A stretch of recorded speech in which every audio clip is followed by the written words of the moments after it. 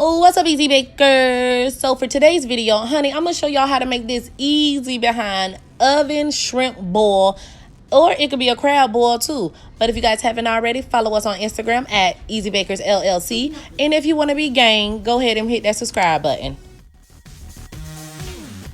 All right, girl. So the first thing that you want to do is take your potatoes, whatever taters you decide to use, you want to clean them before you cook them. Okay. I took some good old hearty rusted potatoes. I actually prefer to use red potatoes, so you know what I'm saying? Use red potatoes, girl. But if you ain't got no red potatoes in your refrigerator, in your cupboard, use whatever the heck you got. I only had these hearty rusted potatoes. So I just went ahead and washed them up, cut them in half, and I'm sticking them in this microwave safe bowl because we're going to go ahead and put them in a microwave between 8 to 12 minutes, depending on how large your potatoes are and how many you have. So go ahead and cover it with some cling foil and stick them in a microwave between that time until they're kind of tender.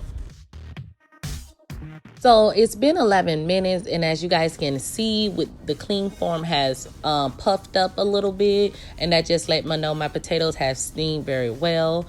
I like to take either a fork or a knife or whatever I can kind of puncture the taters with, just to check for the tenderness. Now, you don't want it to be so soft that you can just eat it right now. You still want it to have a little bit of girth into it, but you don't want it to be so hard that your knife and things really can't get into it. Okay, so the point of this is to cook it so it will be all the way done when you stick it in the oven.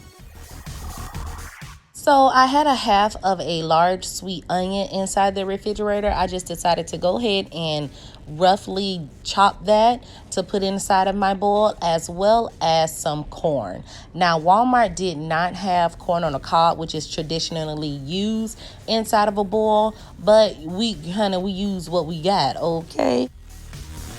All right, girl, so now you're just gonna go ahead and build your bowl. Now, only thing this is, you're gonna take some sausages, dump that in the pan.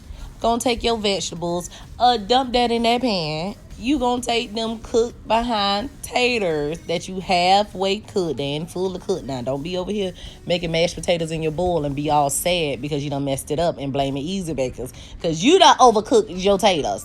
But anyways, girl, you ain't gonna do that. So you're gonna take your half-cooked potatoes, place them inside there as well, and you're gonna take some shrimp. I use some clean deveined shrimp from Walmart. I use the jumbo and I use the extra large, and I'm just gonna pour that on top of there. And I'm going to season. If you don't listen to anything else I say, listen to me when I say season your food. Don't you sit there and let whatever culture you are, don't you let people tell you that you don't season your food, because you are easy baker and you seasoning your food. And you seasoning that corn the same way you seasoning this pot rack chair, because you got corn on the cob and I ain't had no damn corn on the cob, so I had to see drama. But anyways, y'all, back to the video.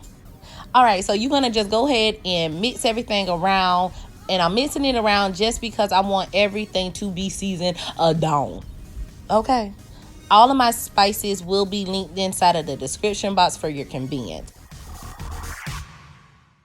Now, the butter that I am using my Juicy Crab butter copycat. You don't have to do this. Don't have to do that extra step.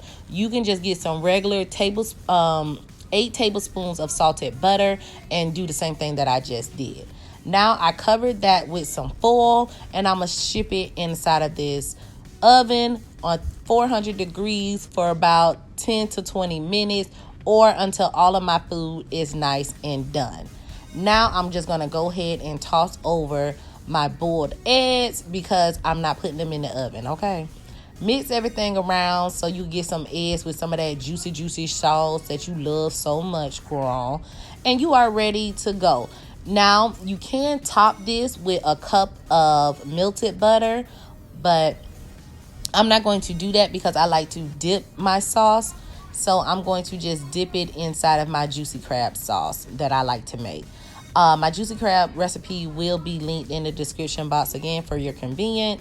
But look at my corn, girl. That corn, Girl, look at that corn. That corn. Anyways, but thank you guys so much for watching this video. I really do appreciate you. Talk to you on my next video.